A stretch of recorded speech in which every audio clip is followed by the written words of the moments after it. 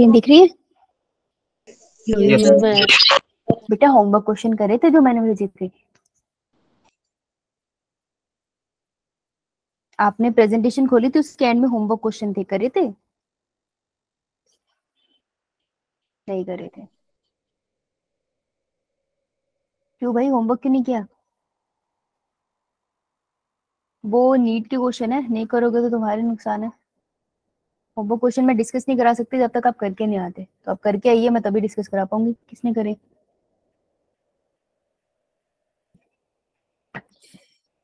Ma'am okay, वो घर में फंक्शन था तो ठीक है।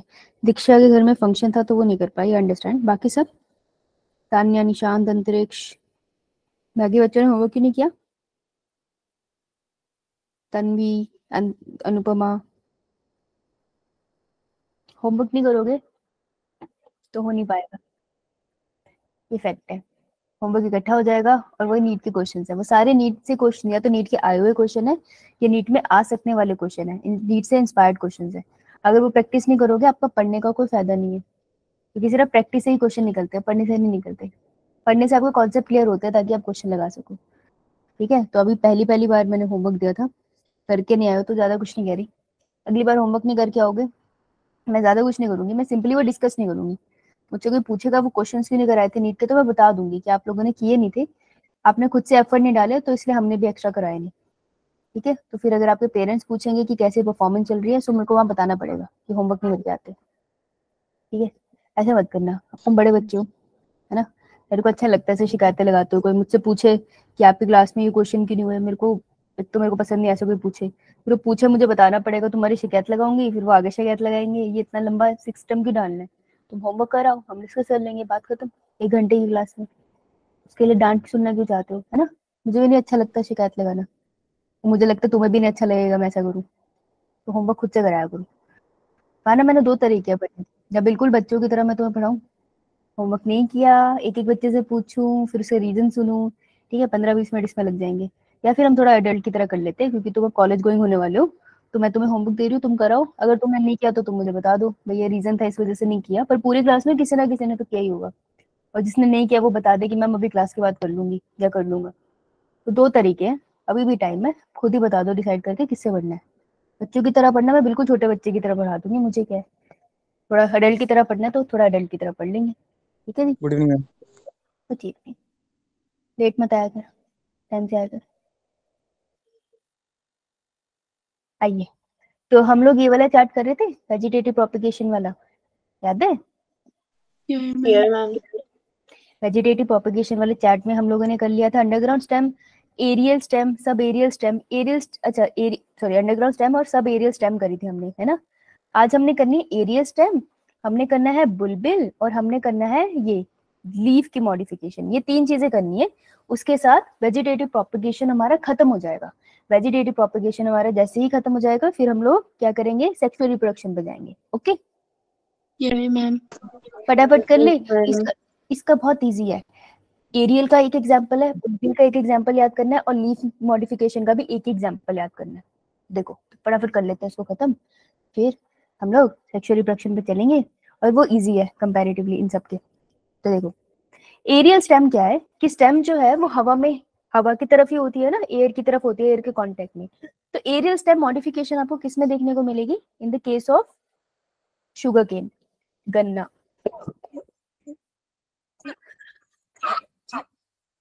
सॉरी, तो गन्ने में आपको देखने को मिलेगी। तो देखो ये इसकी स्टेम है, आपको नोट दिखाई दे रही है? मैम। तो बेटा इसी की नोट को अगर मैं यहाँ निकाल के, 2 तरीके, या तो मैं निकाल दूं या इसी के साथ अटैच रखूं। तो इसी की नोट को मैं यहाँ निकाल के अगर लगा दूं, तो इसकी नोट के पास पोटेंशियल होती है, मतलब ऐसे सेल्स होते हैं कि वो नीचे से रूट्स निकाल दें, एडवेंटिशियस रूट्स, तो यहाँ से वो रूट्स निकाल दें और ऊपर से वो पूरी स्टेम बनानी स्टार्ट कर जाए। तो ये भी तो वेजिटेटिव प्रोपगेशन हो गई ना, कि बॉडी के वेजिटेटिव पार्ट से पूरा प्लांट बनना स्टार्ट हो गया। So this is known as aerial stem modification, की स्टेम के अंदर जो रूट है उससे नए प्लांट की फॉर्मेशन हो रही है। It's an example of sugar. समझ में आया? मैम। अच्छा, लेट आई है, लेट आई है। अच्छा देख ले, समझ आ गई? अच्छा समझ आ गया? ये मैम। अच्छा अभी आई है, वैसे इससे पहले तो नहीं थी। मैम थी। चालाक बनती है, मैं तो देखी तू। चल कोई बात नहीं। आओ भाई अब बुलबिल के बारे में बढ़ते हैं। तो बुलबिल क्या है? देखो बुलबिल है, बुलबुल नहीं है। कोई बुलबुल मत लिखाना। ठीक है, कोई बुलबुल नहीं लिख के आएगा। बुलबुल पिक्चर भी है ना वैसे, एक आई गेस, सुना शायद मैंने, है क्या? बुलबुल बर्ड का नाम भी होता है। चलो जी, तो बुलबिल क्या होती है? बुलबिल एक स्पेशल टाइप ऑफ मॉडिफिकेशन है। स्टेम के ऊपर कोई स्ट्रक्चर लगता है, उससे एक न्यू प्लांट लगता है। तो स्टेम खुद ही मॉडिफाई नहीं हो रही, पर स्टेम के ऊपर कोई एक स्ट्रक्चर लग रहा है जो मॉडिफाई होकर नया प्लांट बना रहा है। तो बुलबिल होता क्या है? It is asexual mode of reproduction. पहले तो इसी को लिखो। जो असेक्सुअल मोड ऑफ रिप्रोडक्शन है ना प्लांट में, वो एक टाइप है बुलबिल। तो ये मोड ऑफ रिप्रोडक्शन का नाम है बुलबिल, ना तो प्लांट का नाम है बुलबिल, ना उस स्ट्रक्चर का नाम है जिससे न्यू प्लांट बनेगा, उस प्रोसेस का नाम है। ठीक है, जैसे मैंने स्नीज किया है ना, छींक दिया मैंने, तो स्नीजिंग प्रोसेस का नाम है ना। उसी तरीके से बुलबिल असेक्सुअल मोड ऑफ रिप्रोडक्शन का एक नाम है इन प्लांट्स। ओके, ये बात क्लियर? ये मैम। दूसरा, बुलबिल में होता क्या है? अ फ्लैशी ब्लड, फ्लैशी बर्ड। अच्छा, कभी प्याज खाया किसी ने? कच्चा प्याज देखा है? अनियन, कच्चे कच्चा प्याज जो होता है जिसको आप काट के सब्जी में डालते हो, सैलेड में डालते हो, तो उसके जो फ्लैशी फ्लैशी से पार्ट्स होते हैं, जैसे छीलने से आंसू भी आते हैं ना, फ्लैशी फ्लैशी से अंदर से होते हैं ग्रीन से कलर के। आई थिंक रेड अनियंस होंगे सबके घर में, रेड ग्रीन कलर के होंगे आई गेस। तो वो जो फ्लैशी पार्ट होते हैं ना, जूसी जूसी से, प्याज, इसी को ही प्याज कहते हैं, इसी को खाते हैं हम। उसके लीव्स होते हैं एक्चुअली वो मॉडिफाई, तो तुम प्याज में एक्चुअली उसके पत्ते खा रहे होते हो। तो उसी तरीके से एक फ्लैशी सा बड होता है प्लांट के ऊपर लगता। तो देखो बड तो नॉर्मली एक ग्रुप ऑफ सेल्स होता है, लेकिन ये वाला थोड़ा फ्लैशी है। ठीक है, ये वाला थोड़ा फ्लैशी फ्लैशी सा होगा। फ्लैशी थोड़ा मतलब लगा लो लेयर सी दिखाई देगी तो उसके तुम्हें इसके ऊपर। तो एक fleshy bud appear on stem, stem के ऊपर ये बड आता है। तो देखो इसका एग्जांपल है agave. Agave is a plant. तो अगेव प्लांट का आपको ये स्टेम दिख रहा है, स्टेम के ऊपर आपको छोटू सा बर्ड दिख रहा है। तो this bud is a fleshy bud. तो ये फ्लैशी ब्लड, दोबारा समझाना है मैम, समझ नहीं आया। कोई बात नहीं। एक प्लांट है, क्या बनाती हूँ बेटा, एक प्लांट है जिसका नाम है अगेव। ओके, तो ये उसके छोटे छोटे लीव्स है। ऑलराइट, इतना समझ आया? ये मैम। ये इसके छोटे छोटे लीव है, और इसके अंदर मॉडिफिकेशन आपको, चलो छोड़ो। अब इसके छोटे छोटे लीव स्टेम के ऊपर ना, ये वाली स्टेम है इसकी। अब इसकी स्टेम के ऊपर ना, तो थोड़े टाइम में देखेगी जब ये वेजिटेटिव रिप्रोड्यूस करने के स्टेज में होगा, तो इसकी स्टेम के ऊपर तेरे को एक बर्ड दिखाई देगा, ऐसा दिख रहा है बर्ड? ये ma'am. This is a fleshy bud. Normal सा ड्राई सा बर्ड नहीं है देखने में, जिसको हाथ लगाएगी तो हार्ड सा लगेगा, ये थोड़ा सॉफ्ट सॉफ्ट सा दिखेगा। तो ये फ्लैशी सा बर्ड है। तो ये फ्लैशी सा बर्ड क्या करता है, ये मेन स्टेम से अलग हो जाता है। ठीक है, डिटैच हो गया, यहाँ पर देखा डिटैच हो गया, तो डिटैच हो गया स्टेम, डिटैच बर्ड। बर्ड को लिख देना फ्लैशी। तो फ्लैशी वर्ड एक टैची वर्ड है, इससे क्वेश्चन आएगा। अब ये जो डिटैच बर्ड है ये क्या करता है? हाँ जी, टैची। टैची मतलब कैची डिटैच। अच्छा, मतलब, हाँ कैची, डिटैच। हाँ डिटैच मतलब अलग होना। मैम टैची सुनाई दे रहा था तो। अच्छा कोई ना। तो ये जो बर्ड है, अब ये नीचे रूट्स बना देगा, ऊपर स्टेम बना देगा, और पूरा गेव का प्लांट बना देगा। तो ये होगी ना सेक्सुअल रिप्रोडक्शन। ये तो मैम। ये वाली रिप्रोडक्शन को हम बुलाते हैं बुलबिल। ठीक है जी, याद कैसे रहेगा? ए फॉर एप्पल होता है, तो ए के बाद कौन सा अल्फाबेट आता है? बी। बी। तुम इससे याद रख सकते हो कि बी से बुलबिल है, और बुलबिल के अंदर आपको क्या मिलता है? बुलबिल एक मोड ऑफ रिप्रोडक्शन है जो आपको किसमें मिलती है? अगेव में। याद रह जाएगा। ये मैम। तो हमेशा एग्जाम्पल को याद करने के लिए कोई निमोनिक या ट्रिक लगा लिया करो, क्योंकि फिर ना जब हम एंड में बायो में पहुंचेंगे ना, 11th 12th दोनों हो जाएगी, तब याद रखने मुश्किल हो जाएंगी। ऐसी ट्रिक्स याद रख जाती है। डन, सबको समझ आ गया? हेलो तभी, बंद कर लिया, अच्छी लगी थी भाई। ऐसे कैमरा ऑन करने के लिए ना सबका नहाना जरूरी नहीं है, आप बिना नहाए भी कैमरा ऑन कर सकते हो, मुझको थोड़ी पता चलेगा, है ना? ये मैम। बिखरे बालों में जा सकते हो, बस एकदम कोई मोंजुला बन के मत आ जाना, मैडम डर जाएगी। है ना, रात को मुझे डरावने सपने आएंगे, पर कोई बात नहीं, इट इज ओके। चलिए आगे चले। एक क्वेश्चन है जो आ सकता है, तो मैंने पहले लिख दिया, ठीक है। व्हाट इज द डिफरेंस, देखो ये DIFF मेरा डिफरेंस है। तो मैं आपको अपनी शॉर्ट फॉर्म्स बता दे जो मैं यूज करने वाली हूँ। इसको डिफरेंस की शॉर्ट फॉर्म है P/W इज बिटवीन।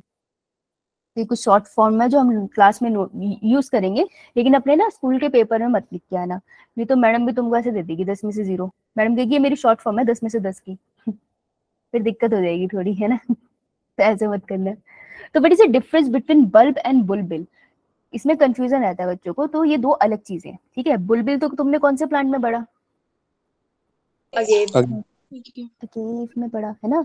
और वो किससे, उस केस में किससे मॉडिफिकेशन होती है, नया प्लांट किससे अराइज होता है, फ्लैशी फ्लैशी बर्ड से नया प्लांट आता है। वेरी गुड, तो ये तो हमें याद है, अगेव है। तो ये बुलबिल का एग्जाम्पल तो ये था, फ्लैशी बर्ड से रिप्रोडक्शन होना, ठीक है। लेकिन जो बल्ब होता है उसका एग्जाम्पल हम पढ़ते हैं हमारे घर में। हमारे घर में अनियन आता है, देखा सबने, है ना। जब उसको काटते हैं तो उसके सेल, जब उसको काटो तो उसके सेल डिस्ट्रॉय होते हैं, इस वजह से वो केमिकल रिलीज करते हैं, हमारी आंखों में लगता है, इससे हमें दर्द होता है।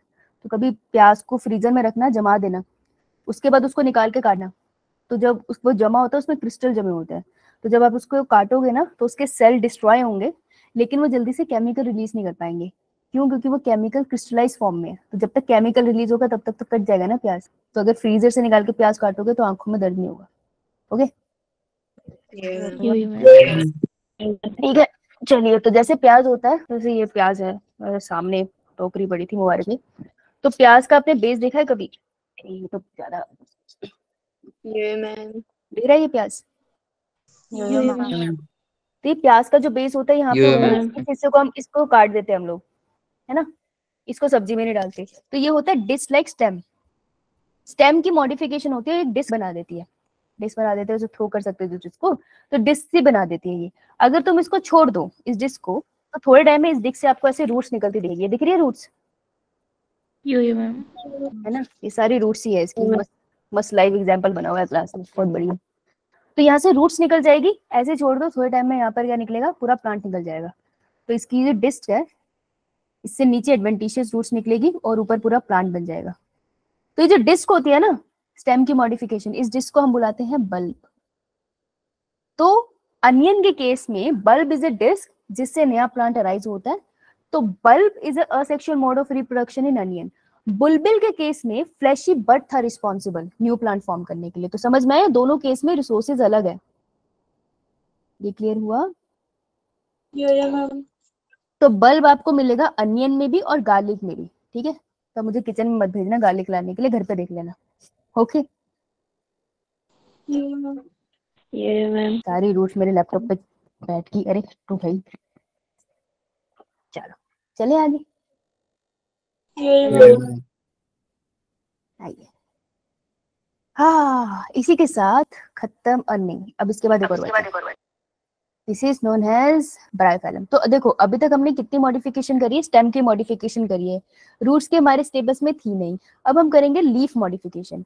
लीफ मॉडिफिकेशन में आपको सिर्फ एक ही पढ़नी है, ठीक है। लीफ मॉडिफिकेशन में आपको सिर्फ एक ही पढ़नी है, जो प्लांट का नाम है ब्रायोफाइलम। दिख रहा है सबको लिखा हुआ, हाँ।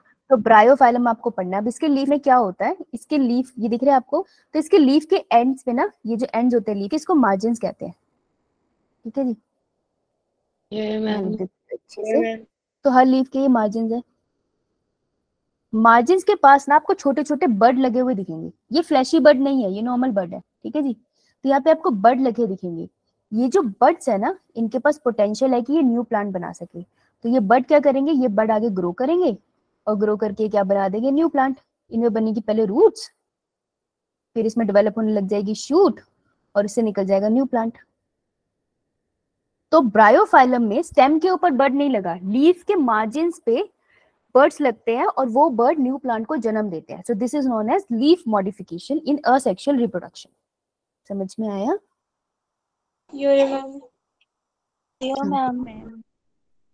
Okay, all right all right. कोई डाउट अभी तक? No ma'am. सिग्नल प्रॉब्लम तो नहीं हो रही? Hello Neha. Hello ma'am. Hello, समझ में आया तुझे? Yes ma'am. ठीक है, चलो अब चले आगे। ये मैम। देखो इस पर आओ, अपने चार्ट को तो देख लेते हैं खत्म हुआ हमसे या नहीं। चलो जी, बिल्कुल। इसको ना एक बार रिफिल कर लेते हैं, फिर हमको क्लियर हो जाएगा कि हमको ये आ गया अब या नहीं। तो बताओ, अंडरग्राउंड स्टेम में तो ट्यूबर और राइजोम था। सब एरियल में कौन सी 3 मॉडिफिकेशन पढ़ी थी आपने स्टेम की? Offset sucker and runner. Offset sucker runner. Offset, sucker and runner. बेटा अगर रिवाइज नहीं करके आओगे ना तो फंस जाओगे खुद ही। ये वर्ड इतने क्लोज है ना कि बाद में होते नहीं है, और इनसे आपको नीट का क्वेश्चन मिल जाएगा। आज मैं बच्चों को मोफोलॉजी का क्वेश्चन लगा रही थी, क्रैश कोर्स वालों को जिनका पेपर है 7 मई को, तो वहाँ पे ये सारे क्वेश्चन थे।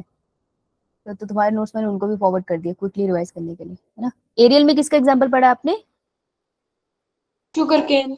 ये। और लीफ में आपने ब्रायोफाइलम पढ़ा। और बुलबिल में किसका एग्जाम्पल पढ़ा है?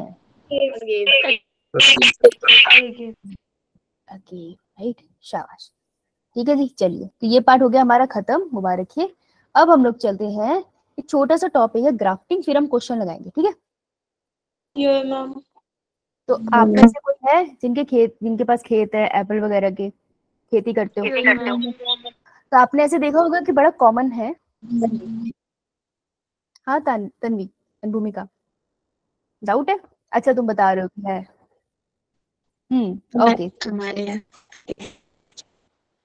तन्वी पास नहीं है बेटा। कोई डाउट है तन्वी? No ma'am. तो हाथ नीचे कर ले। ओके, तन्वी नाथ का हाथ ऊपर है गलती से, ठीक है।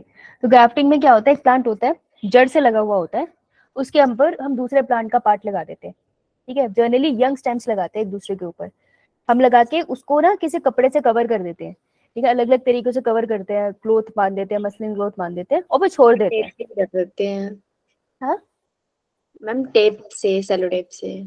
हाँ, वही कह रही हूँ ना, अलग अलग जगह पे, जैसे यहाँ पे पीस ऑफ क्लॉथ लिखा है तो मसलिन क्लॉथ भी लेते हैं, कोई सेलो टेप से लगा देता है, कुछ वो नेचुरल जड़ों से भी कर देता है, तो डिफरेंट डिफरेंट तरीके से कर लेते हैं। तो एक प्लांट के ऊपर, यंग प्लांट के ऊपर दूसरा रखते हैं, उसको कंबाइन करके छोड़ देते हैं। फिर बाद में जब आप रिमूव करोगे ना तो वो एक ही प्लांट की तरह ग्रो कर रहा होता है, ठीक है। तो इसको कहते हैं ग्राफ्टिंग। तो 2 प्लांट के फीचर्स को हमने मिला दिया। अब ग्राफ्टिंग हम वैसे नहीं कर सकते कि मैंगो के साथ एप्पल मिला दो, जरूरी नहीं है वो ग्रो करेगा। जनरली ग्राफ्टिंग होती है 2 ऐसे प्लांट्स के बीच में जो एक दूसरे से काफी सिमिलर है। जैसे मैंगो की एक वैरायटी को दूसरी वैरायटी के साथ ग्राफ कर दिया, एप्पल की एक वैरायटी को दूसरी वैरायटी के साथ ग्राफ कर दिया, ठीक है। जैसे होते हैं ना, रॉयल एप्पल हो गया, डिफरेंट वैरायटी ऑफ एप्पल, आपको मुझसे ज्यादा पता होगा। पर हम रोज को डिफरेंट टाइप ऑफ रोज की ग्राफ्टिंग कर देते हैं। तो बिल्कुल डिफरेंट प्लांट की ग्राफ्टिंग कर सकते हो, लेकिन वो सक्सेसफुल होगी उसके चांसेस कम है। सेम प्लांट की जनरली हम लोग ग्राफ्टिंग करते हैं। तो ग्राफ्टिंग भी एक तरह से वेजिटेटिव रिप्रोडक्शन ही तो हुई। वेजिटेटिवली हम एक प्लांट को मिला रहे हैं, 2 प्लांट्स को मिला के एक प्लांट बना रहे हैं ना, तो वेजिटेटिव प्रोपगेशन है, लेकिन हमने करी है, नेचर ने थोड़ी करी। तो grafting is a artificial form of vegetative propagation. तो नीट का क्वेश्चन यहां से बन सकता है। समझ में आया? ये मैम। ठीक है। तो grafting is a vegetative artificial form of reproduction, जिसमें जनरली हम कैसे लेते हैं, 2 यंग प्लांट्स लेते हैं। तो ये वाला वर्ड कैसा है, ये वर्ड्स है हमारे कैची। कैची वर्ड्स होते हैं वो वाले शब्द जिनसे हमें फटाफट पता चल जाएगा क्वेश्चन पूछ क्या रहा है। तो क्वेश्चन में इतनी लंबी लंबी स्टेटमेंट होती है, हमको ये वर्ड्स मिल जाएंगे ना तो हमें एकदम से पता चल जाएगा यार ये ग्राफ्टिंग की बात कर रहा है। जैसे मेरे पास 4 ऑप्शन है, उसने कोई सिचुएशन ले दिया है, और मेरे को कैसे पता चलेगा ये ग्राफ्टिंग है या और कोई तरीका है। तो मैं जब वो स्टेटमेंट पढ़ूंगी तो मैं उसमें देखूंगी यार ये वेजिटेटिव लिखा है, हाँ वेजिटेटिव तो लिखा है, आर्टिफिशियल फॉर्म है, आर्टिफिशियल फॉर्म भी लिखा है, 2 यंग प्लांट्स के बीच में हो रही है, तो ये सारे फीचर तो ग्राफ्टिंग से मिल रही है। दैट मीन्स ये एग्जाम्पल ग्राफ्टिंग का है। तो क्वेश्चन आइडेंटिफाई करने के लिए ना हमें कोई शब्द होते हैं जिनसे हम आइडेंटिफाई करते हैं, तो उनको हम बोलते हैं कैची वर्ड्स। तो ग्राफ्टिंग की स्टेटमेंट में कि ये आर्टिफिशियल मेथड है और इसमें 2 यंग प्लांट्स को हम यूज करते हैं, तो ये कैची वर्ड्स होते हैं, ठीक है। समझ में आया? ये मैम। बहुत बढ़िया। जैसे कोई तुम्हें कुछ भी एक्सप्लेन कर रहा हो, तुम पूरी कहानी सुन रहे हो, फिर एकदम से जोर से कोई वर्ड बोले भाग यहाँ से तो भाग एक कैची वर्ड है ना, पता चल जाएगा कि भाई लगता है पिटने वाले हैं, भाग जाते हैं। तो तुम्हारा दोस्त कितना भी बोले तुम उसकी सुनते रहोगे, जैसे ही वो बोलेगा ना भाग, तो तुम उसी टाइम भागना स्टार्ट हो जाओगे कि लगता है कोई मानने वाला है हमें। तो that's a catchy word. Now अब इसमें क्या होता है, ग्राफ्टिंग में हम एक प्लांट लेते हैं जो कि रूटेड होगा, उसके उसके रूट्स लगे होने चाहिए, बढ़िया से सॉलिड होना चाहिए वो, उसको एक एंगल में हम कट कर देते हैं, ठीक है, यंग होना चाहिए वो भी। दूसरा प्लांट हम कहीं और से लेकर आ रहे हैं, उसको भी कट कर रखा है। अब इनके ना नाम के ऊपर क्वेश्चन बन सकता है। एक वर्ड है स्काईऑन, दूसरा है स्टॉक। तो व्हाट इज अ स्काईऑन? एक ट्विग या फिर कोई bird which is called sorry, जो यहाँ पे लिखा है, अलग प्लांट से लेकर आते हो। अ ट्विग और bird is cut from one plant and joint on the rooted plant. तो जो अलग प्लांट से लेकर आए हो ना आप ट्विग, इसको हम बोलते हैं स्काईऑन, ठीक है जी। और जो रूटेड प्लांट है उसको अपन क्या बुलाते हैं? स्टॉक। ये बात समझ आई? अब हम क्या Yeah, ma'am. अब हम क्या करेंगे, स्काईऑन को स्टॉक के ऊपर रख देंगे और इसको बांध देंगे, इसे छोड़ देंगे। तो हमने इतना ही करा, हम इतना करके इनको बांध के छोड़ देंगे। ऐसे कपड़ा, व्हाइट कलर का कपड़ा दिखेगा नहीं इस पे, तो इससे मैंने इसके ऊपर ऐसे लगा के इसे छोड़ दिया। बाकी का काम अब ये खुद करेगा। इतना छोड़ दिया। अब देखो इसके साथ क्या हुआ। तो ये तो आर्टिफिशियल मेथड था यहाँ तक। अब इसके बाद क्या हुआ, नेचुरल मेथड भी होगा। द स्काईऑन, ये वाला, eventually develop into an entire shoot system. तो स्काईऑन स्टॉक के साथ मिक्स हो जाएगा और इनके टिश्यू रीजेनरेशन हो जाएगी। टिश्यू रीजेनरेशन होगी मतलब न्यू सेल्स जो होंगे वो फॉर्म होने लग जाएंगे, और ये दोनों एक दूसरे के साथ इतने अच्छे से मिल जाएंगे कि थोड़ी देर के बाद जब आप ये प्लांट देखोगे कुछ टाइम के बाद, तो आपको ये एक ही स्टेम की तरह दिखाई देंगे। ओके, आप बता नहीं पाओगे कि ये कभी जोड़े गए थे, अनटिल अनलेस आपको पता हो। समझ आई बात? Yeah, ma'am. Yeah. हाँ, तो हम इन्हें साथ लगाते हैं और इसमें टिश्यू रीजेनरेशन होती है। टिश्यू मतलब ग्रुप ऑफ सेल्स, इसके अंदर दोबारा से बनते हैं, तो इसे हम दोबारा से बनते हैं इसलिए रीजेनरेट कहते हैं हम, और एक न्यू स्टेम बन जाता है। तो नया प्लांट बन गया ना, तो this is known as grafting and vegetative propagation का मेथड है ये आर्टिफिशियल वाला। Clear? Yeah, ma'am. Yeah, ma'am. चलो लिखो इसे फटाफट। ग्राफ्टिंग का जो पार्ट है ना वो आपको आएगा strategies of enhancement in food production, एक चैप्टर है उसके पास। जब मैं वो पढ़ाऊंगी ना तो वहां पे भी ग्राफ्टिंग का पार्ट आएगा, तो वहां पर आपको ये टर्म्स काम आ जाएगी क्योंकि आपने ऑलरेडी पढ़ लिया है यहाँ पे, तो बहुत काम आएगा। चलो जी, चले Yeah, ma'am.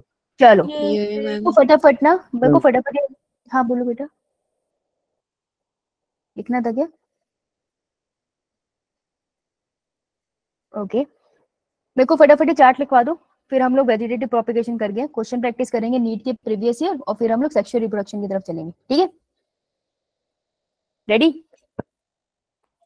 Yeah, ma'am. बता भाई, नर रनर किस में मिलता है?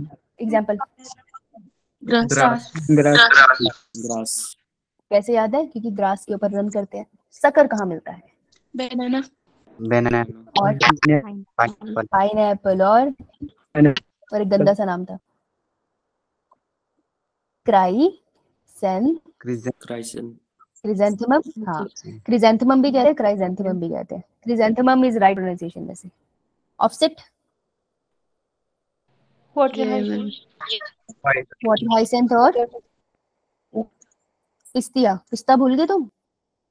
अमेज़न घूमने गए थे हम, पिस्ता ही तो खा रहे थे, तो उससे पिस्तिया याद रख लेना, दोनों एक्वेटिक प्लांट है। Tuber, Potato. बुलबिल, Again. Okay. Rhizome, Or turmeric. Ginger. Ginger. Turmeric. Turmeric, ginger, और Turmeric, sugar, banana. बनाना, और Sugarcane. शुगर। अरे वाह, हो गया। इतना प्रिपेयर है ना हमारा, Yeah, ma'am. Yeah, ma'am. बहुत बढ़िया। आओ क्वेश्चन लगाए, आए हमारे क्वेश्चंस। ये तो होमवर्क वाले थे, होमवर्क के क्वेश्चन क्यों लगवाएंगे? होमवर्क के क्वेश्चन खुद करके आएंगे, बावला बनाया इन्होंने हमें। ये लगाओ, स्टार्ट। चलो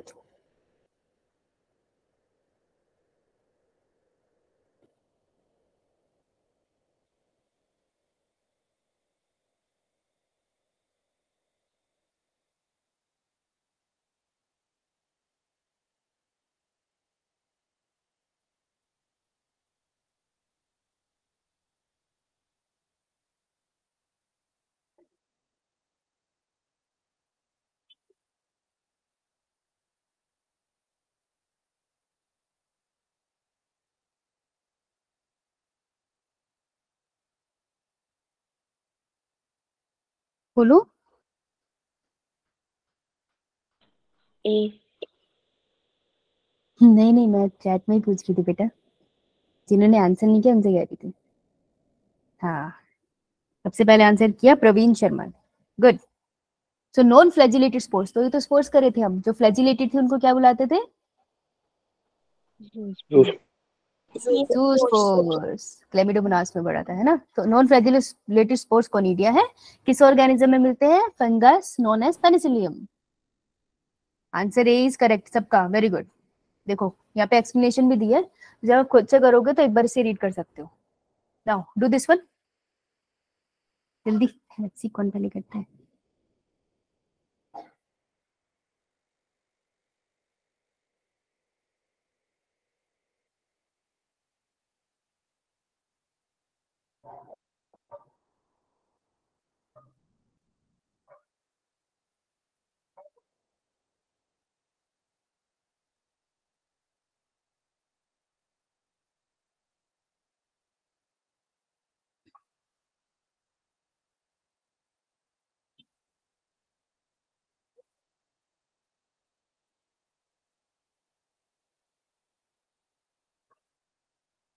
गुड।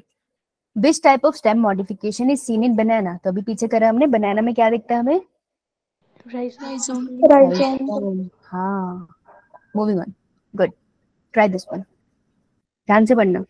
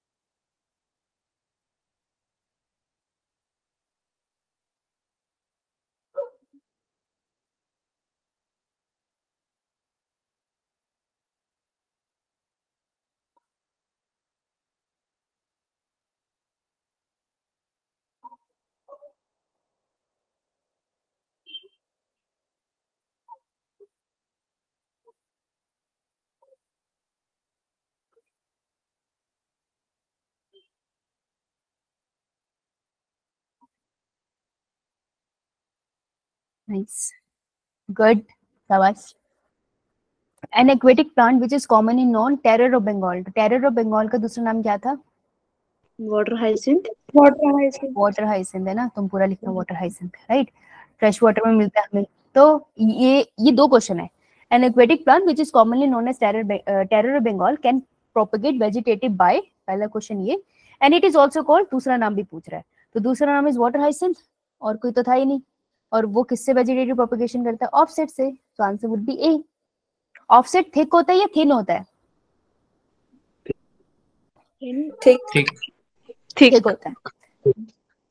रनर्स थिन होता है। कट। तो वाटर हाइसिंथ का साइंटिफिक नेम यहाँ लिखा है इकोनिया क्रेसिस। तो ये कर लेना वाटर हाइसिंथ के साथ, ठीक है जी। आपको आ सकता है यहाँ पे टेरर ऑफ बंगाल की जगह वो इकोनिया क्रेसिपस भी लिख सकता था। Yeah, ma'am. Now try this one. ये तो मैं आपको 10 सेकंड दूंगी, तो इजी है।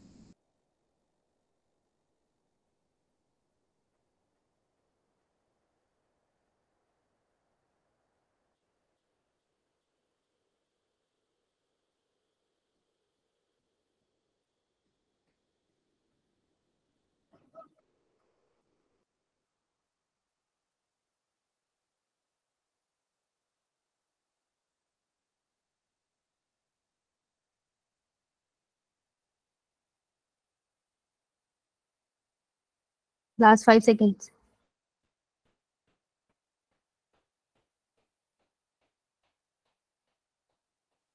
ओके, कितने बजे तक क्लास है हमारी? 8:15। चलो अभी टाइम। ओके, तो जब भी हम किसी स्टेटमेंट में देखते हैं इनकरेक्ट या करेक्ट वर्ड लिखा है, तो हम उसके साथ क्या करते हैं? अंडरलाइन करते हैं।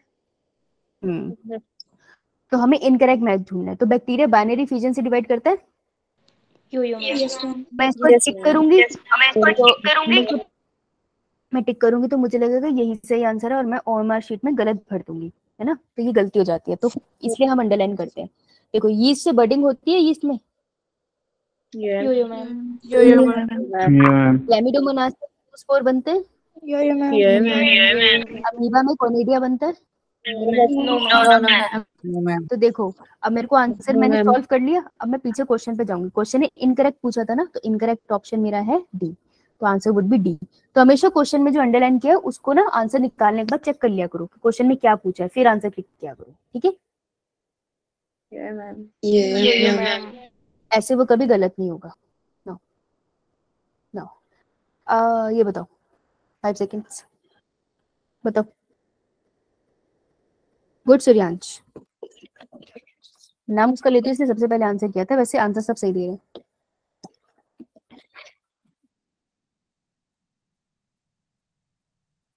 ओके वेरी गुड जी। नो इंडिविजुअल इज इमॉर्टल, कोई ऐसा नहीं है जो कभी मरेगा नहीं। इमॉर्टल मतलब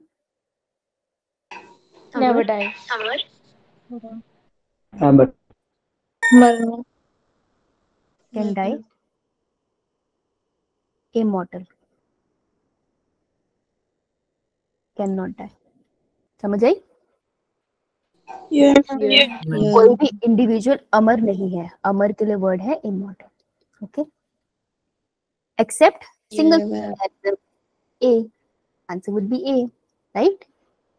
ये वर्ड लिख लेना, मॉर्टल एंड इमॉर्टल। ओके चलिए ट्राई दिस क्वेश्चन। ओके यहाँ पे हो गया क्वेश्चन खत्म, रिप्रोडक्शन। ओके जी, तो यहाँ से अब सेक्सुअल रिप्रोडक्शन करते हैं।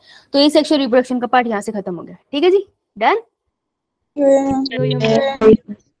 ओके चलिए जी, तो सेक्सुअल रिप्रोडक्शन की तरफ हम जा रहे हैं। तो सेक्सुअल रिप्रोडक्शन को असेक्सुअल से कंपेयर करते हैं, फिर हमको थोड़ा सा इजी हो जाएगा, ठीक है। अभी तक किसी को कोई डाउट है तो बताओ। No ma'am. No ma'am. चलो फिर असेक्सुअल पे फोकस करते हैं एक सेकंड के लिए। एसेक्सुअल और सेक्सुअल में फर्क क्या था, और इनका चार्ट बना लेना, कंपैरेटिव आ जाएगा, स्कूल में भी आ सकता है। तो सेक्सुअल रिप्रोडक्शन में गैमेट्स ऑलवेज फॉर्म, यो मैम।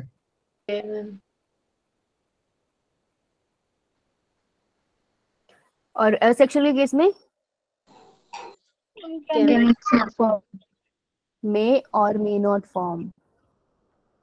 ऐसा नहीं है कि कभी नहीं बनेंगे, बन सकते हैं। ये जो स्पोर्स होते हैं गैमेट्स का काम करते हैं। Gametes always form in sexual, asexual में मे और मे नॉट फॉर्म, ठीक है। लेकिन एसेक्सुअल में कभी गैमेट में फर्टिलाइजेशन नहीं होती, मतलब दो गैमेट मिलते नहीं है, वो एक ही गैमेट अपने आप में पूरा प्लांट बना देता है। सेक्सुअल रिप्रोडक्शन में फर्टिलाइजेशन जरूर होती है। दूसरा फर्क क्या है, सेक्सुअल रिप्रोडक्शन में it is a biparental process. Biparental मतलब दो पेरेंट्स लगते हैं, है,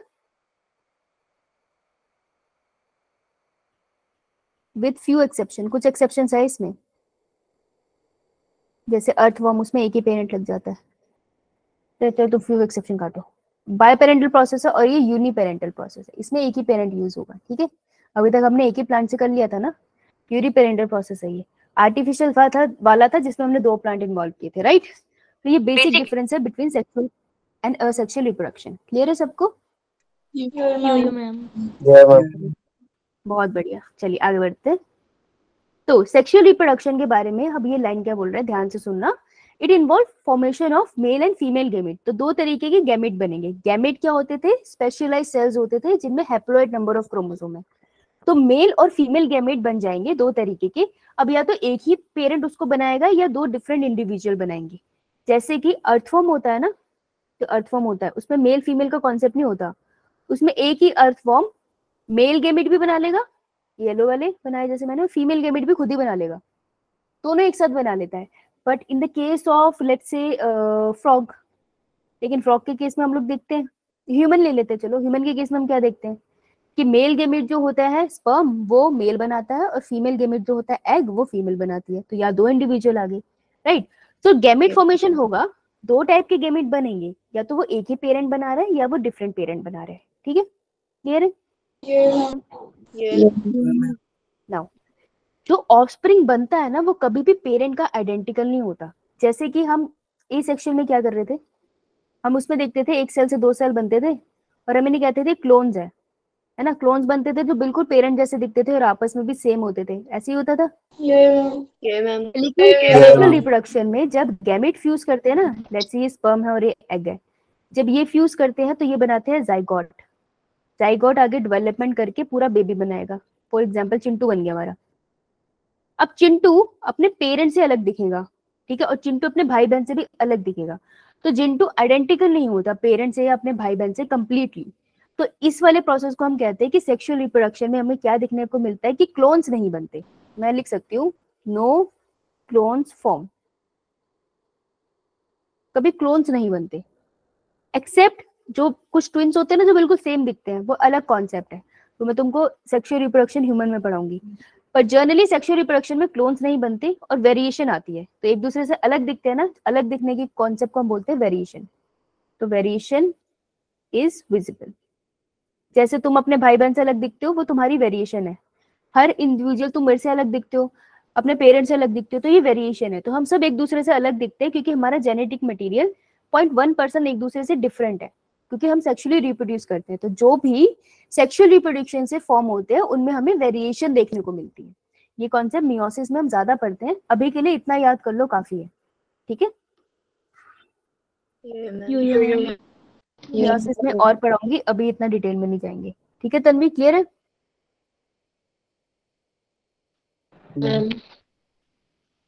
सबको क्लियर है? कोई डाउट किसी को अभी तक? No ma'am. नो? ओके बेटा, चलो आगे चल रही। नीट का क्वेश्चन यहाँ से आएगा, वेरिएशन दिखती है आपको सेक्सुअल रिप्रोडक्शन में। ये नीट का क्वेश्चन 2 बार आ चुका है जहाँ तक मेरे को ध्यान है, ठीक है। अब देखिए, अब ये ना कुछ 3 टर्म्स बता रहा है आपको, उन 3 टर्म्स पे ध्यान देना है कि सेक्सुअल रिप्रोडक्शन कैसी होती है। तो उसकी 3 टर्म पे आपको बहुत अच्छे से ध्यान देना है। देखो, जब भी एंट्रेंस की प्रिपरेशन करते हैं ना, तो हम चीजों को पढ़ते हैं, समझते हैं, एंजॉय करते हैं, लेकिन हमें सबसे ज्यादा चीजों का ध्यान रखना होता है कि पेपर में क्वेश्चन आने के चांसेस कहाँ से है। उन चीजों को हमें साथ साथ अंडरलाइन करना होता है। ये डिफरेंट होता है एक नॉर्मल क्लास में और एक कॉम्पिटिटिव एंट्रेंस एग्जामिनेशन की क्लास में। नॉर्मल क्लास में आप कुछ भी कर सकते हो, बहुत आउट ऑफ द टॉपिक जा सकते हो, लेकिन कॉम्पिटिशन की क्लास में आप बहुत ज्यादा फोकस रहते हो टॉपिक पे, और जो भी वर्ड्स होते हैं उन पे ज्यादा ध्यान देते हो, ठीक है। तो जहाँ पे अंडरलाइन बोलो वहां कर लेना, वहां पे क्वेश्चन आने के चांसेस हाई है। क्लियर? तो देखो, सेक्सुअल रिप्रोडक्शन है इलेबोरेट। इलेबोरेट है मतलब बहुत ही ज्यादा चीजें इन्वॉल्व है, जैसे कि बहुत बड़ा सा प्रोसेस है ना इलेबोरेट सा। और सेक्सुअल रिप्रोडक्शन में क्या था, एक सेल था, वो खिंचा, 2 सेल बन गए, सिंपल। यहाँ पे एक जगह स्पर्म बनेगा मेल बॉडी में, फीमेल बॉडी में एग बनेगा भाई, फिर उनमें फर्टिलाइजेशन होगी, फिर उनके बाद उनमें फ्यूजन हो जाएगी, फिर एक नया जाइगोट बनेगा, फिर उसकी आगे डेवलपमेंट होगी। तो ये बड़ा इलेबोरेट सा प्रोसेस है, ये बहुत कॉम्प्लिकेटेड भी है, कॉम्प्लेक्स है ये, है ना। स्पर्म बनने के लिए पर्टिकुलर हार्मोन्स होने चाहिए तब मेल में बनेगा, फीमेल की बॉडी में पर्टिकुलर हार्मोन हो तभी एग बनेगा, और फिर उनके बीच में फ्यूजन होने के बाद 9 मंथ तक प्रेगनेंसी में कोई दिक्कत नहीं आनी चाहिए, तभी बेबी प्रोड्यूस हो पाएगा। तो बड़े कॉम्प्लेक्स प्रोसेस है एंड स्लो भी है। जब भी सेक्सुअली रिप्रोड्यूस होता है ऑर्गेनिज्म, पहले गैमेट बनाओ, फिर उनको फ्यूज करवाओ, फिर बेबी पैदा होगा, तो ये बहुत स्लो प्रोसेस भी है। तो नीट में आपको ऐसे पूछ सकते हैं, सेक्सुअल एंड असेक्सुअल रिप्रोडक्शन, जिससे लिख देंगे asexual reproduction is a slow process while sexual reproduction is a fast process, तो वो गलत हो जाएगा। तो याद रखना, सेक्सुअल रिप्रोडक्शन स्लो प्रोसेस है। क्लियर? मैम। हाँ हाँ दीक्षा बोलो। मैम गलती से हाथ रेज हो गया, माइक ऑन कर लीजिएगा। अच्छा, अब क्लियर है? ये मैम। ठीक है। अब ना आपको सेक्सुअल रिप्रोडक्शन 2 फेजेस में पढ़ाऊंगी मैं। एक में बोलूंगी सेक्सुअल रिप्रोडक्शन इन प्लांट्स, जो बहुत छोटू सा है, और फिर सेक्सुअल रिप्रोडक्शन हम पढ़ लेंगे एनिमल्स में, जो बहुत इजी लगेगा आपको, ठीक है। पिछले वाले से तो बहुत इजी है। इस चैप्टर में वेजिटेटिव प्रोपगेशन है जो थोड़ा था अलीब से टर्म्स थे। प्लांट और एनिमल में सेक्सुअल रिप्रोडक्शन आसान है। तो देखो, लाइफ साइकिल होती है ना किसी की भी, जीवन के पड़ाव होते हैं, प्लांट के भी होते हैं। तो प्लांट में सबसे पहले जो प्लांट की स्टेज होती है उसको हम बोलते हैं वेजिटेटिव। तो ये मैं इसकी लाइफ साइकिल बता दूं। पहले प्लांट वेजिटेटिव स्टेट में होता है, इसको हम कहते हैं वेजिटेटिव फेज। इसमें प्लांट ना अपनी नई पत्तियां लाता है, अपनी स्टेम को ग्रो करता है, हाइट में इंक्रीज होता है, ठीक है। अभी फूल नहीं लगते इसके ऊपर, तो ये अपनी हाइट बढ़ा रहा है, अच्छे से रूट स्प्रेड कर रहा है, तो इसको वेजिटेटिव फेज बोलते हैं। अभी इसमें और कुछ नहीं होगा। फिर ये एंटर करता है इनटू रिप्रोडक्टिव फेज।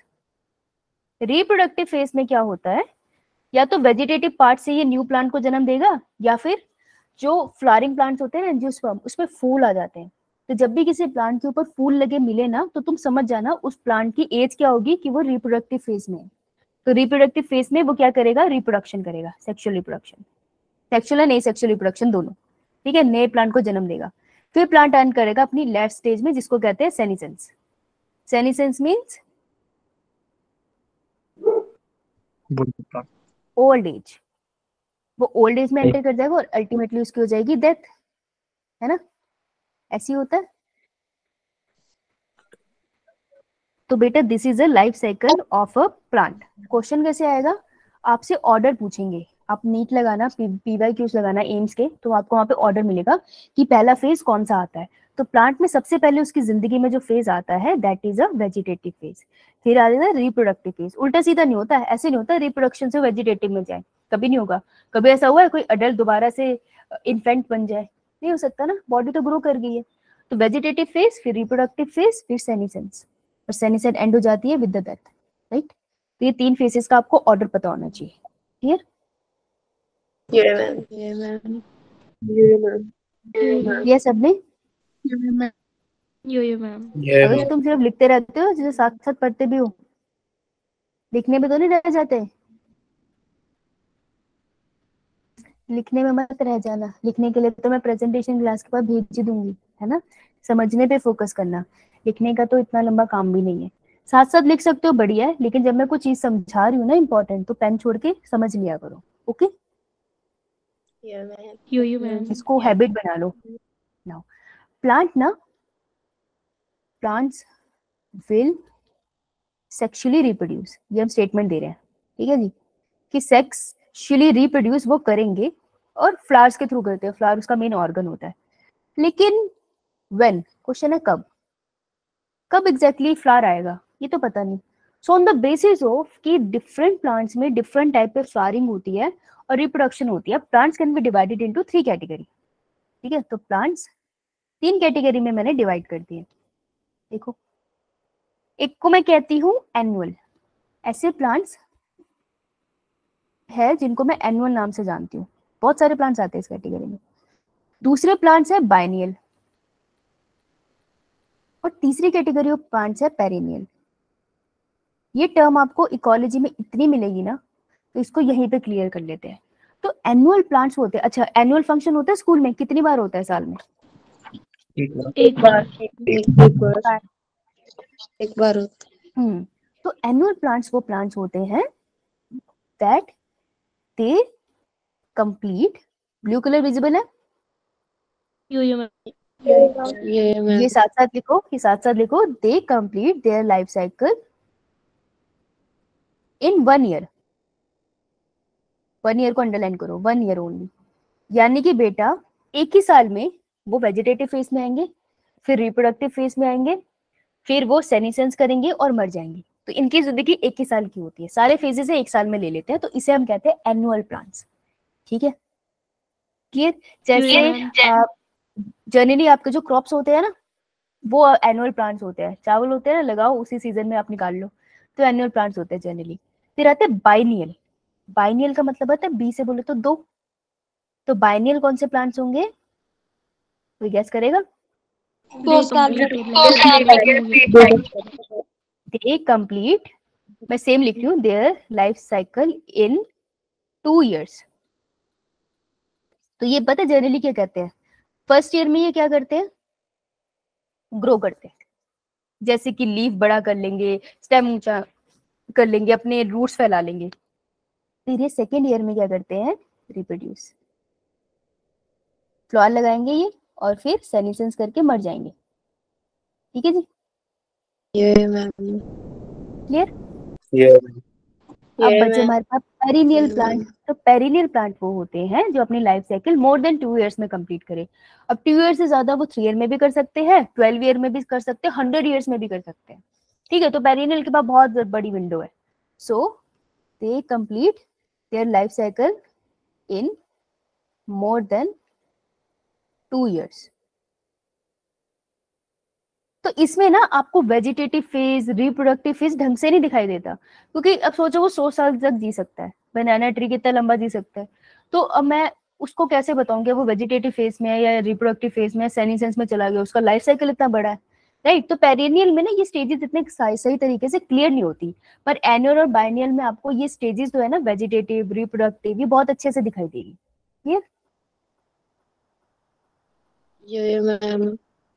कोई बच्चा जिसको इसमें डाउट हो, प्लीज रेज योर हैंड। कोई बच्चा जिसको इसमें डाउट हो? मैम एक बार थर्ड स्टेज बताना फिर से। पेरिनियल? Yes ma'am. पेरिनियल बेटा ऐसा प्लांट है जिसका लाइफ साइकिल एक तो 2 साल से ज्यादा होगा, क्योंकि 2 साल होता तो बाइनियल कह देती। तो इसका लाइफ साइकिल 2 साल से ज्यादा होगा। ये 3 साल भी जी सकता है, ये 10 साल भी जी सकता है, ये 100 साल भी जी सकता है। बनियान ट्री कितने साल जीता है? 400 प्लस इयर्स। 400 प्लस ईयर्स भी जी सकता है, 400 प्लस ईयर्स, हजार साल पुराने भी मिल जाते हैं, ठीक है। तो इतने पुराने टाइम तक ये जी सकते हैं। तो इनके केस में जो ये साइकिल्स होती है ना, वेजिटेटिव फेज आना, रिप्रोडक्टिव फेज आना, ये क्लियर नहीं होता। तो पेरिनियल प्लांट वो होते हैं जिनकी लाइफ साइकिल मोर देन 2 इयर्स में कंप्लीट होती है। तो वो सारे प्लांट्स जो 2 साल से ज्यादा जीते हैं वो सारे पेरिनियल में आ जाते हैं। Yo ma'am. ये मैम। चलूं आगे? ये मैम। यो मैम। अब देखो, ये बात यहाँ पे इसने बोल दी, in higher plants flowering indicate the end of vegetative phase. तो वेजिटेटिव फेज जब एंड होता है तो बिगनिंग ऑफ रिप्रोडक्टिव फेज होता है। एनुअल और बाइनेलियल प्लांट शो करते हैं क्लियर कट ये तीनों फेज, वेजिटेटिव, रिप्रोडक्टिव और सेनिसेंस फेज ना, एनुअल और बाइनेलियल प्लांट अच्छे से शो करते हैं। पर पेरिनियल प्लांट्स में अच्छे से ये फेजेस दिखते नहीं है। तुम बता नहीं सकते किस टाइम पे वेजिटेटिव फेज है, किस टाइम पे रिप्रोडक्टिव फेज है। तो ओके, यो मैम। ये मैम। अब कोई मुझे बता सकता है ये फिगर ए में क्या दिखाई दे रहा है, हो क्या रहा है? पॉलिनेशन। पॉलिनेशन। तो देखो ये क्या है, ये बी है।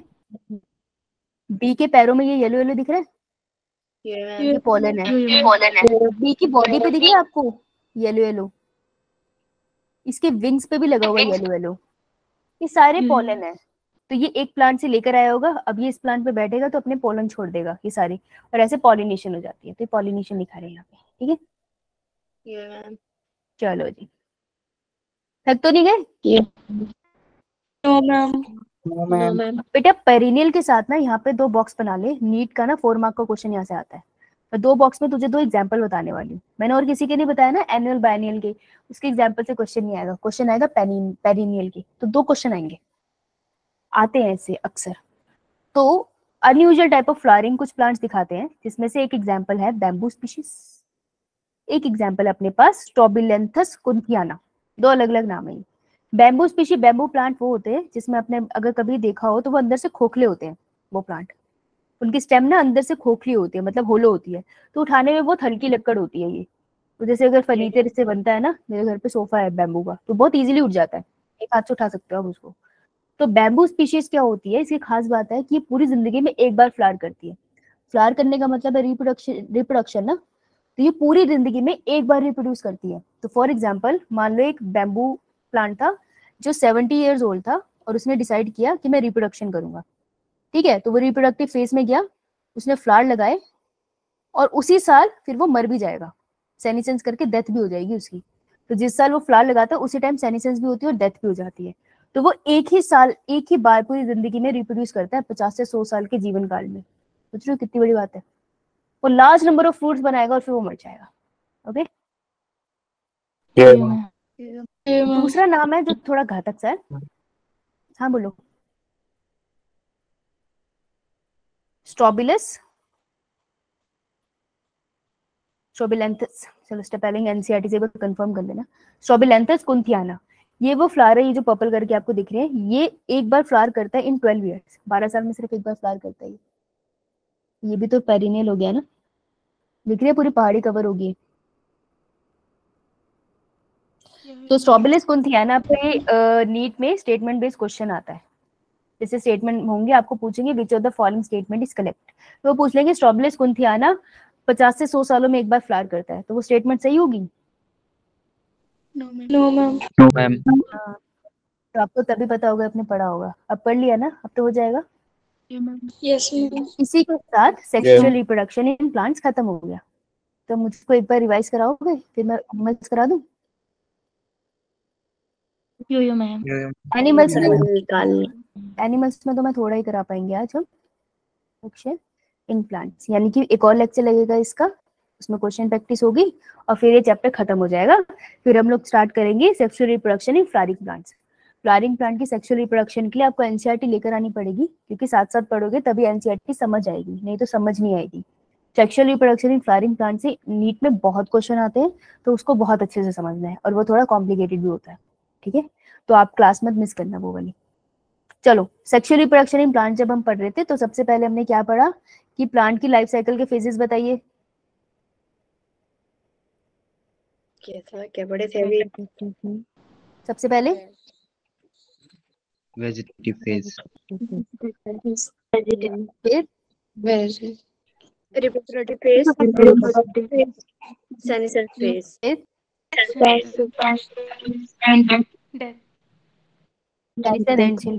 वेरी गुड, ठीक है। किसी को कोई डाउट है क्या? नहीं। अब इसके बाद 3 तरीके के प्लांट डिपेंड करते हैं ऑन द बेसिस ऑफ वो अपनी लाइफ साइकिल कितने साल में क्लियर करते हैं। तो वो प्लांट जो अपनी लाइफ साइकिल 2 साल में खत्म कर लेते हैं उनको क्या बुलाते हैं? वो प्लांट जो अपनी लाइफ साइकिल 1 साल में खत्म कर लेते हैं उन्हें Annual. और वो जो 2 साल से ज्यादा में खत्म कर रहे हैं पेरिनियल के अंदर वो वाले प्लांट कौन से थे जो अपनी लाइफ साइकिल 12 साल में एक बार फ्लावर करते हैं?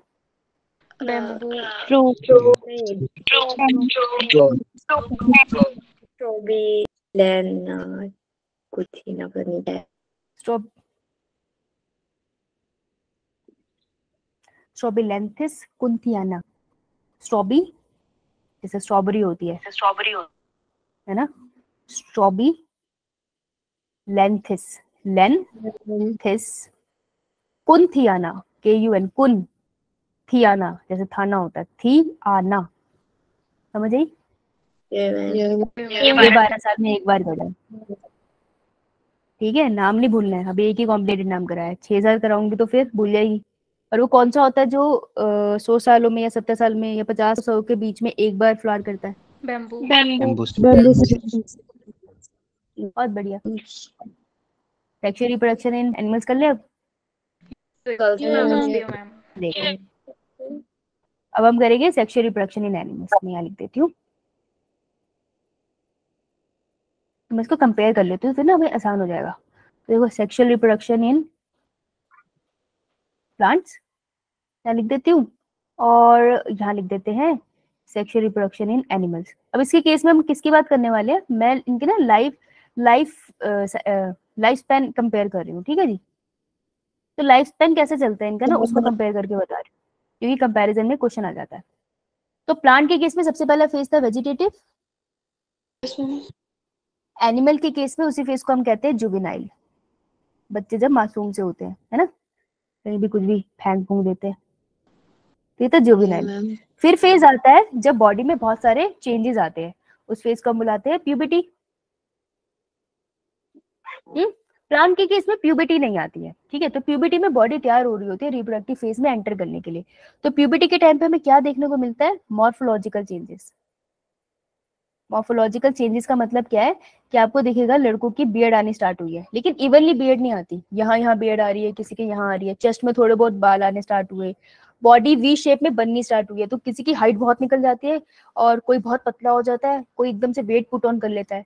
लड़कियों की बॉडी थोड़ी कर्वी होने लग जाती है, किसी लड़की की बॉडी बहुत जल्दी हैवी हो जाती है, किसी की इतनी जल्दी हैवी नहीं होती। तो ये प्यूबर्टी होती है, ये किसी के हाथ में नहीं होती, ये हार्मोन्स के कंट्रोल में, ब्रेन में, और किसी चीज को खाने से ज्यादा नहीं होगी। तो एक तो प्यूबर्टी के टाइम में आपको हेल्दी खाना ज्यादा खाना चाहिए, प्रोटीन ज्यादा खाना चाहिए, कार्ब ज्यादा खाने चाहिए, फैट कम खाना चाहिए, और ऐसा कुछ नहीं होता है कि खट्टा नहीं खाना है, कुछ हर न्यूट्रिएंट आपको लेना चाहिए। तो उससे क्या होगा कि आपके हार्मोन अच्छे से सिक्रीट होते रहेंगे, और हर किसी में बॉडी में फर्क होगा। किसी की बॉडी प्यूबर्टी में मोटी होगी, किसी की पतली, किसी की टेढ़ी मेढ़ी, तो वो नॉर्मल है। जैसे आप अडल्ट फेज में आओगे ना, बॉडी ठीक हो जाती है। तो जब मैं प्यूबर्टी में थी तो मेरी बॉडी बहुत थिन थी, बहुत ही अंडरवेट थी। तो फिर तो ना होते हैं ना, लोग मजाक उड़ाते हैं, कोई बहुत थिन होता है या फिर कोई बहुत बल्की होता है, तो 2 लोगों का बहुत मजाक उड़ता है ना। तो ऐसा होता है, लेकिन ना कोई कंट्रोल नहीं कर सकता इस चीज को। तो आपको इसको समझना चाहिए एज अ साइंस स्टूडेंट। समझ आई बात? है ना। तो आवाज अब बदलनी स्टार्ट होती है। तो प्यूबर्टी में मॉर्फोलॉजिकल चेंजेस होते हैं जो एक्सटर्नल अपीयरेंस में, और फिजियोलॉजिकल चेंजेस भी होते हैं, फिजियोलॉजिकल चेंजेस।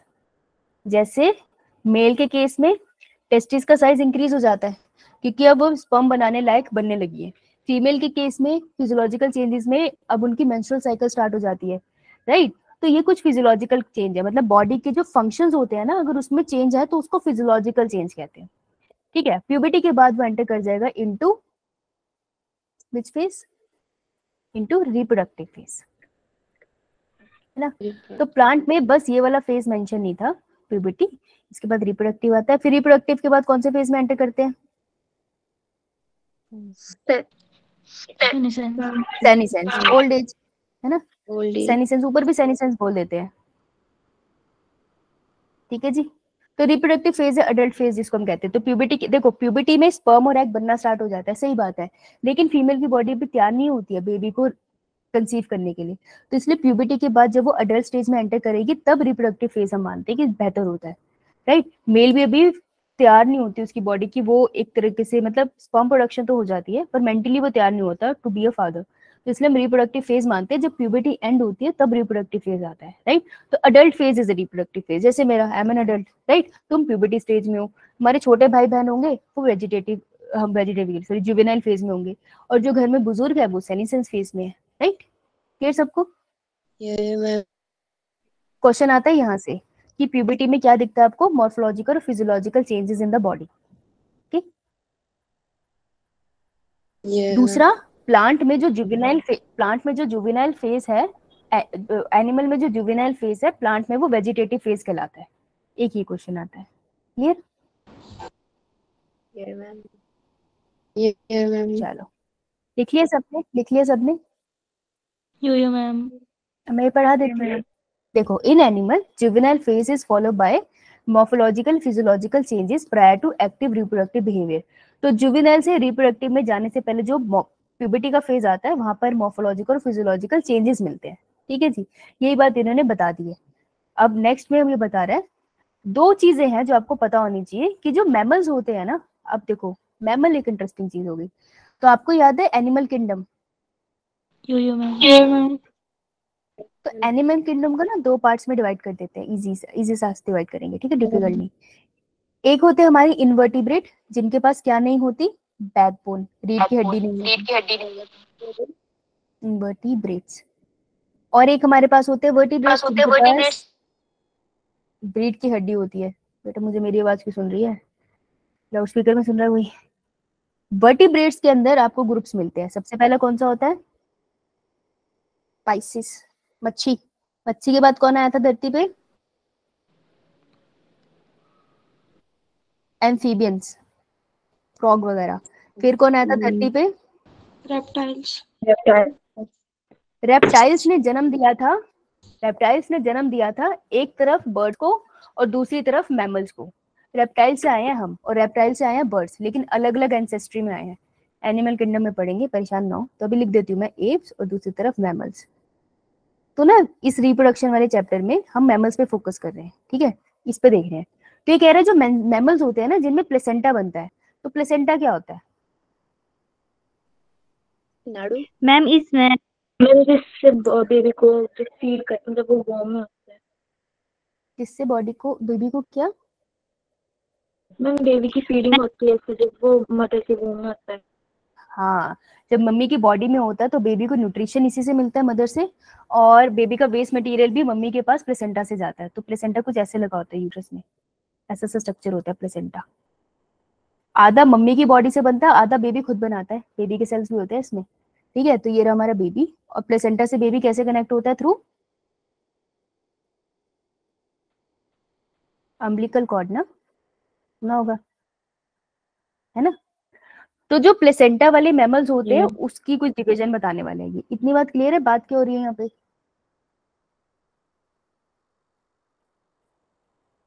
हम बात कर रहे हैं मैमल्स की।